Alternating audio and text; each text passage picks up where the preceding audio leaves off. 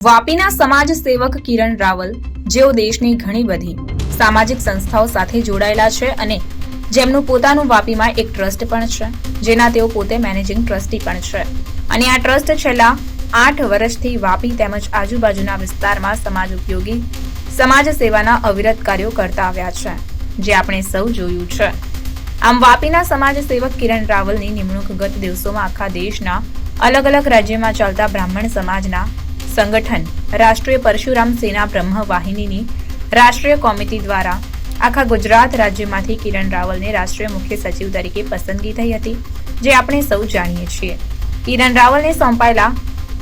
જવાબદારીને ધ્યાનમાં રાખી રાષ્ટ્રીય મુખ્ય સચિવ કિરણ રાવલે ગુજરાત રાજ્યમાં રાષ્ટ્રીય પરશુરામ સેના બ્રહ્મ વાહિની સંગઠનની સૌપ્રથમ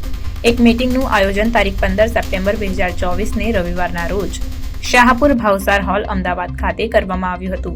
આ મીટિંગમાં બ્રાહ્મણ સમાજના સંગઠનના રાષ્ટ્રીય કમિટીએ નક્કી કરેલા મુખ્ય એજન્ડા પર ચર્ચા કરી હતી અને ત્યારબાદ આવનારા દિવસોમાં રાજ્યભરમાં દરેક જિલ્લામાં સમાજના ભૂદેવ પરિવારોના પ્રશ્નોની ચર્ચા કરી હતી અને એ મુદ્દાઓને ધ્યાનમાં રાખી સમાજને હિતમાં કાર્યો કરી રાજ્યભરમાં દરેક જિલ્લામાં કયા સમાજ ઉપયોગી પ્રોગ્રામ કરવા અને આ સમાજનું સંગઠન સમાજને કઈ કઈ રીતે ઉપયોગી થઈ શકે તે મુદ્દાઓ પર ચર્ચા વિચારણા કરવામાં આવી હતી અને સાથે જ ગુજરાત પ્રદેશની નવી ઔપચારિક કમિટીના રચના પણ કરવામાં આવી હતી। આ દેશભરમાં ચાલતું બ્રાહ્મણ સંગઠનનો મુખ્ય ઉદ્દેશ્ય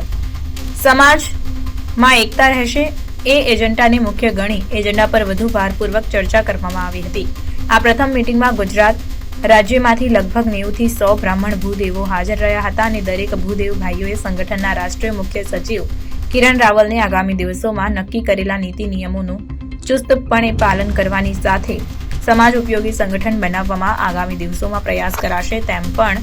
જણાવ્યું હતું।